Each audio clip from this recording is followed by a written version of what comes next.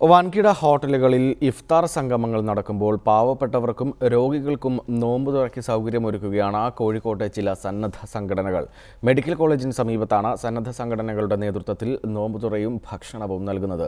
ആശുപത്രിയിലെ രോഗികൾക്ക് ടോക്കൺ മുഖേനയും സംഘടനകൾ ഭക്ഷണം എത്തിക്കുന്നുണ്ട്. വിശപ്പറിഞ്ഞും വിശക്കുന്നവന് അന്നം നൽകിയും നോമ്പിന്റെ പുണ്യം നേടുകയാണ് ഇവിടെ ചിലർ.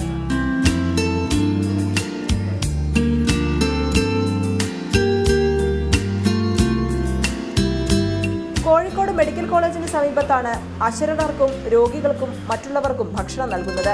ദിനംപ്രതി നിരവധി പേരാണ് ഭക്ഷണത്തിനായി എത്തുന്നത്.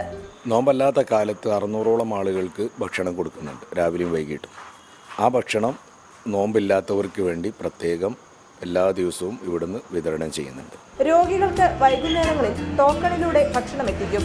രോഗികളുടെ കൂട്ടിരിക്കുന്നവർക്കും ഇവിടെ നോമ്പ് തുറയ്ക്കും രാത്രി ഭക്ഷണത്തിനും അവസരമൊരുക്കിയിട്ടുണ്ട്. 1350 ആൾക്ക് നോമ്പ് തുറക്കുന്നുണ്ട്, 850 ആൾക്ക് അത്താഴത്തിനുണ്ട്, 250 ആൾക്ക് വൈകുന്നേരം ഭക്ഷണം കൊടുക്കുന്നുണ്ട്. രോഗികൾക്കായി പതിവായി നൽകുന്ന ഭക്ഷണത്തിന് പുറമെയാണ് റമദാനിൽ നോമ്പ് തുറയ്ക്കും സൗകര്യമൊരുക്കുന്നത്.